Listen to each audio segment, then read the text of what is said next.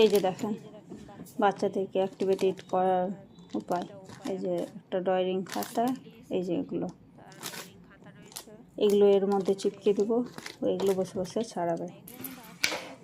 এই যে এগুলো এর মধ্যে সব লাগিয়ে দেবো, লাগানোর পরে তোমাদেরকে দেখাচ্ছি আমি। এই জামা কাজ হয়ে গেল, এই জামা কাজ হয়ে গেছে, এবার ওকে দেবো। তোলো না, তোলো।